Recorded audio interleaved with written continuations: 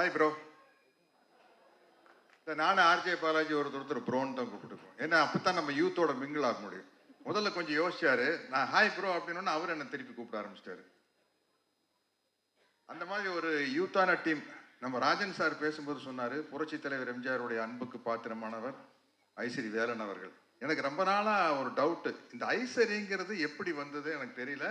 கணேஷ் சார்கிட்டயே கேட்கணும்னு நினைச்சுக்கிட்டு இருந்தேன். இன்னைக்கு கரெக்டா ராஜன் சார் சொல்லிட்டாரு. ஐசரி, நான் சரியானவன் இல்லையா? ஐசரி கணேசன் அவர்கள் வந்து ஐசரினா அவர் சரியான மனிதர் அப்படின்னு தான் அர்த்தம். சரியான மனிதனுக்கு உதாரணம் வந்து நிறைய உதவி செய்யறது. அது உங்க அப்பா கிட்ட இருந்து நீங்க கத்துக்குவீங்க. அவர் இருந்த இடம் புரட்சி தலைவர் எம்ஜிஆர் கிட்ட. அதனால வந்து அந்த வள்ளல் குணம் உங்ககிட்ட இருக்கிறதுல அரிசியுமே இல்லை. வாழ்த்துக்கள்.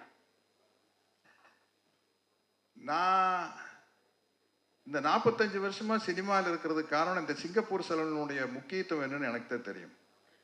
சிகை அலங்காரம் இதை வச்சுட்டு தான் 45 வருஷமா வண்டி ஓட்டிட்டு இருக்கிறேன். ஏன்னா ஒரு ஹேர் ஸ்டைல் அப்படிங்கிறது வந்து வாழ்க்கையில் அவ்வளவு முக்கியமான ஒரு விஷயம். ஒரு பிக்கு எவ்வளவு வேலை செய்யுது அப்படின்னு வந்து எனக்கு தான் தெரியும். ஒரு சின்ன ஹேர் ஸ்டைல் சேஞ்சினால வந்து அந்த முகத்தினுடைய ஸ்டைல் அப்படியே மாறிடும். புரட்சி தலைவர் எம்ஜிஆர் அவர்கள் ஆரம்பத்தில் இருந்தப்போ ஒரு ஹேர் ஸ்டைல் இருப்பாரு. சோசியல் பிக்சருக்கு வந்தோம்னா அப்படியே மாறி இருக்கும். அதே மாதிரி ரஜினி சார் எடுத்துக்கங்க, ராஜாதி ராஜாலேருந்து ஒரு ஹேர் ஸ்டைல் மாறும். விஜயகாந்த் சாருக்கு அதே மாதிரி தான். அம்மன் கோயில் கடக்கால பீரியடில் ஒரு ஹேர் ஸ்டைல் இருப்பார். அதுக்கப்புறம் வேற ஒரு ஹேர் ஸ்டைல் வரும்போது அந்த லுக்கே டோட்டலாக மாறிச்சு. ராஜாதி ராஜாலையும் பின்னாடி விஜயகாந்த் சார் வந்து ஒரு ஹேர் ஸ்டைலை மாற்றும் போது அந்த லுக்கே அப்படியே மாறிச்சு. அதனால வந்து அவ்வளோ முக்கியமான விஷயம் இந்த சிகை அலங்காரம்.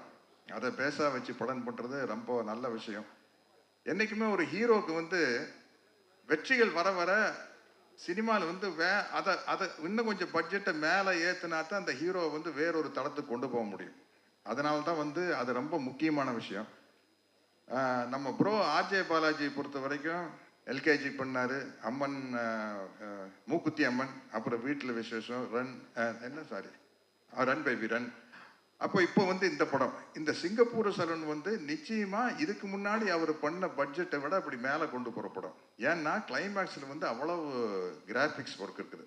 இந்த கிராஃபிக்ஸ் ஒர்க்கை வந்து ஒரு டைரக்டர் வந்து கற்பனை பண்ணி சொல்லிடலாம், இப்படி சார் அப்படி சார் அப்படி சார் இப்படி சார்னு சொல்லிடலாம்.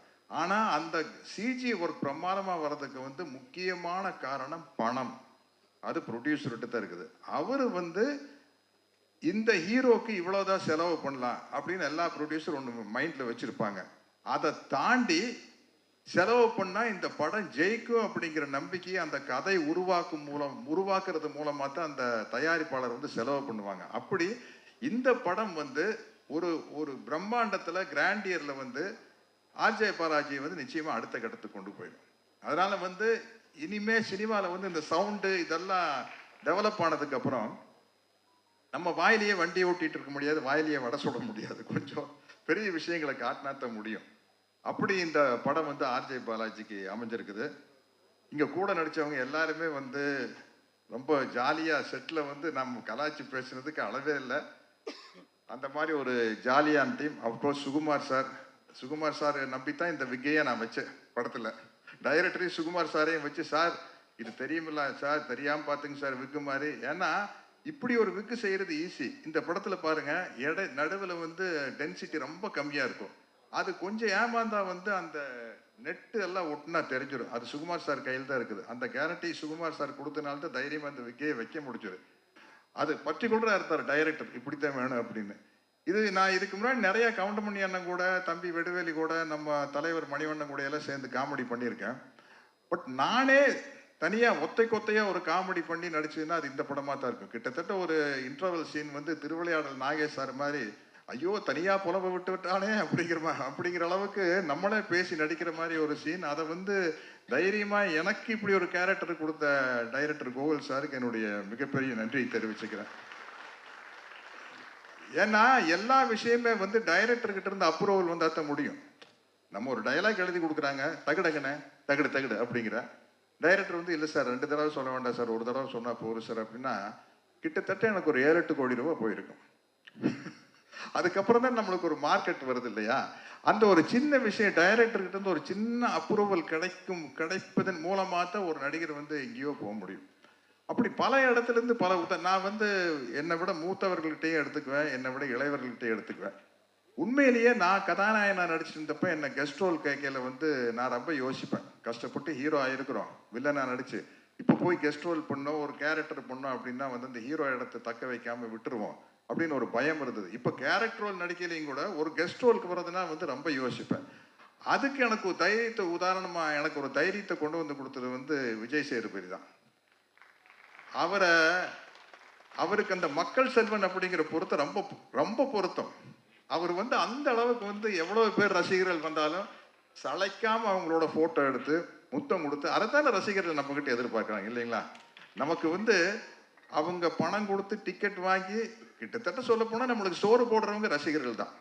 அவங்க மேல தோள் மேல கை போட்டு ஒரு சளைக்காம நம்ம போட்டோ எடுத்துக்கிறது வந்து ரொம்ப முக்கியமான விஷயம். இதற்குத்தானே ஆசைப்பட்ட பாலகுமாரா மாதிரி ஒவ்வொரு நடிகர்கள்கிட்டையும் கேட்க வேண்டியது, இதற்குத்தானே ஆசைப்பட்ட நடிகர்களே. அப்படி ஆசைப்பட்டு வந்ததுக்கு அப்புறம் அதுல என்ன சலிப்பு இருக்கக்கூடாது. தலைவர், புரட்சி தலைவர் அதானே, எவ்வளவு பெரிய கூட்டமா இருந்தாலும் உள்ள போய் கட்டி பிடிச்சி அவங்க கிட்ட பேசி வெளியில வந்தவர் இல்ல. அந்த மாதிரி ஒரு நல்ல பண்பு. இந்த படத்துல தயாரிப்பு நிர்வாகியா நடிச்ச விக்கியை பத்தி நான் சொல்லணும். இன்னைக்கு எங்க போனாலும் என்னுடைய அன்பு நண்பர் விஜயகாந்தை பத்தி பேசல, அந்த வானத்தை போல மனம் படைச்ச நல்லவனே அப்படிங்கிற ஒரு பாட்டு தான் ஞாபகம் வருது எல்லாத்துக்கும். அந்த பாட்டு வந்து அவர் விக்கியோட அப்பா அவங்க தயாரிச்சு சின்ன கவுண்டர் படத்துல வந்த பாட்டு. அதுதான் இன்னைக்கு வரைக்கும் அவர் விஜயகாந்த் சாருக்கு நிலைச்சு நிற்குது. அது மாதிரி அனைவருமே வந்து ஒரு நடிகராக இருக்கலாம், சம்பாதிக்கலாம், ஆனா வந்து ஒரு நல்ல மனிதனாக வாழ வேண்டும். இந்த சிங்கப்பூர் சலூன் வந்து நான் ரொம்ப எதிர்பார்த்துட்டு இருக்கிறேன். கிட்டத்தட்ட நான் முதல் படத்தில் நடிச்ச மாதிரி எதிர்பார்த்துட்டு இருக்கிறேன். ஏன்னா எனக்கு இன்னொரு கதவு திறக்கப்படும். ஒரு காமெடி ஆக்டர் அப்படிங்கிற ஒரு கதவை திறக்கப்படும். எப்படி மனோரமா ஆட்சி வந்து காமெடியா நடிச்சிட்டு இருந்து கீழே சின்ன கவுண்டர் மாதிரி படங்கள் வந்ததுக்கு அப்புறம், சின்ன தம்பி மாதிரி படங்கள் வந்ததுக்கு அப்புறம் ஒரு குணச்சித்திர நடிகை அப்படிங்கிற ஒரு கதவை திறக்கப்பட்டது இல்லை. ஒரு நடிகனுக்கு எப்பவுமே கதவுகள் திறக்கப்படணும். அது மாதிரி ஒரு சத்யராஜ்னா ஒரு கட்டப்பா அப்படிங்கிற ஒரு கதவு திறக்கப்படுது. இந்த படத்துல வந்த சக்கரபாணிங்கிற கேரக்டர்னால இன்னொரு கதவு திறக்கப்படும். அந்த கதவை திறந்தது காரணமானவர் நம்ம இயக்குனர் கோகுல் தான். அவருக்கு என்னுடைய நன்றி சொல்லிக்கிறேன். நம்ம 2 பேரும் மிமிக்ரி வேற எங்கேயாச்சும் வச்சுக்கலாம்ல, நிறைய பேர் பேசணும். எல்லாருமே வந்து புரட்சி தலைவருடைய துப்பாக்கி சூட்டுக்கு அப்புறம் வர வாய்ஸில் தான் பேசுவாங்க. நானும் ரோபோ சங்கர் தான் அவருடைய பழைய ஒரிஜினல் வாய்ஸில் பேசுவோம். அந்த காம்படிஷன் எங்களுக்குள்ள நடந்துக்கிட்டே இருக்கு. என்னை நம்பாமல் கெட்டவர்கள் நிறைய உண்டு, நம்பி கெட்டவர்கள் இன்று வரை இல்லை. ஓகேங்களா? பலமில்லாத மாடு, உட முடியாத கலப்பை, அதிகாரம் இல்லாத பதவி, இவைகளை என்றுமே நாங்கள் விரும்புவதில்லை.